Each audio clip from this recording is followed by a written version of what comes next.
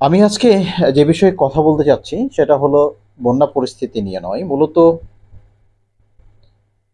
আহ, অনেক নেতাকর্মীর বাসায় হামলা বিষয়ক।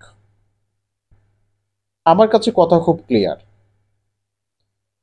আওয়ামী লীগ, বিএনপি কিংবা অন্য দল করা যদি দোষের হয়, তবে আগে রাজনীতির দর্শনটা চেঞ্জ করতে হবে, রাজনীতির সিস্টেমটা চেঞ্জ করতে হবে। রাজনীতির অপরাজনীতির সিস্টেম রেখে কেউ রাজনীতি করবে,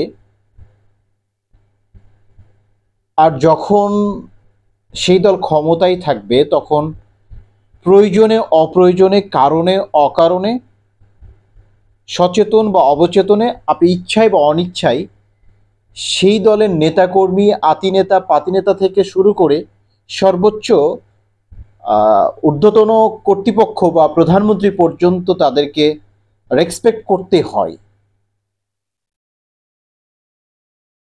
কারণ আমাদের এই রাজনৈতিক সিস্টেমটাই হচ্ছে এরকম পাওয়ারের, এরকম অনৈতিকতার এবং এরকম অস্বচ্ছতার। আমার কথা হলো, এই রকম অপরাজনীতি, অপসংস্কৃতি,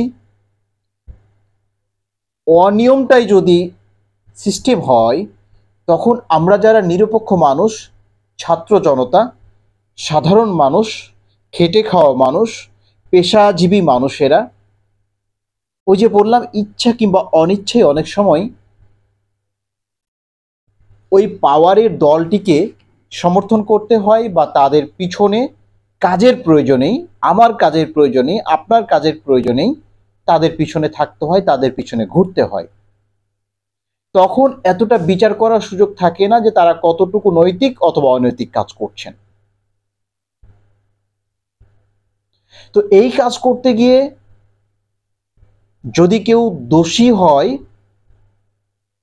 তাহলে তো আপনি আমি আজকে যেই রাজনৈতিক বা যেই সরকারের আপনি সমর্থন করছেন, 2 বছর, 5 বছর কিংবা 10 বছর পরে আপনিও তো তাহলে একই ধরনের অপরাধী। আমার কথা হলো, রাজনৈতিক সিস্টেমটাই চেঞ্জ করতে হবে। রাজনৈতিক সিস্টেমটাই হবে রাজনীতি, স্বচ্ছ নীতি।